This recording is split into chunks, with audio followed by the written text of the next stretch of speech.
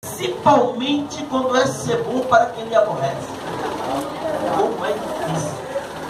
Mas eu quero lhe dar uma notícia.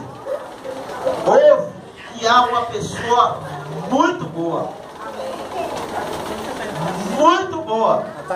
Ela é tão boa que conseguiu nos amar, nos perdoar, morrer em nosso lugar, antes de nós mesmos deixarmos nossos pecados. Diga esse só pode ser. Aquele que você está pensando mesmo.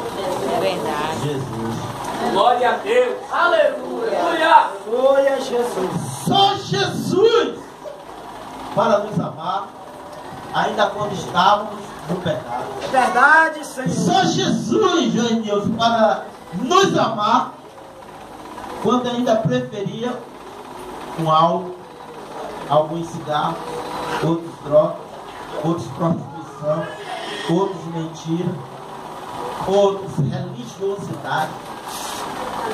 E tudo isso que você está pensando.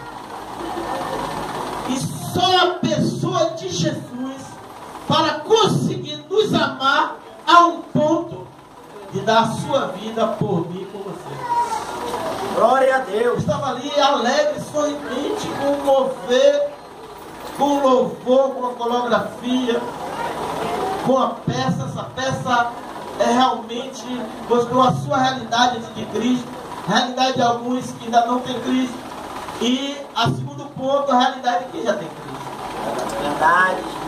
Falou as duas cartas. E você escolhe qual vai jogar.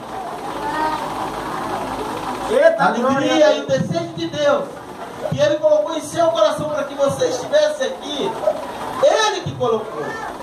Por mais que você tivesse compromisso, fazeres, mas Deus usou o irmão, uma irmã, alguém desta igreja para lhe convidar a este culto, porque Ele queria falar exatamente com você. Verdade, Jeová. Ele queria falar com você. Um dia também eu entrei, naquele dia foi o dia que Ele falou comigo, tá, meu filho, meu teu coração. Deus não escolhe nada mais do que o seu coração, porque dali procede a vida. Boa bola. A Bíblia diz, no livro de Jeremias, que enganoso é o coração mais do que qualquer coisa, e perverso. Quem conhece? Na verdade, nós não conhecemos o nosso coração. Por isso que Ele nos pede. Porque o nosso coração é tendencioso a nos levar para o mal.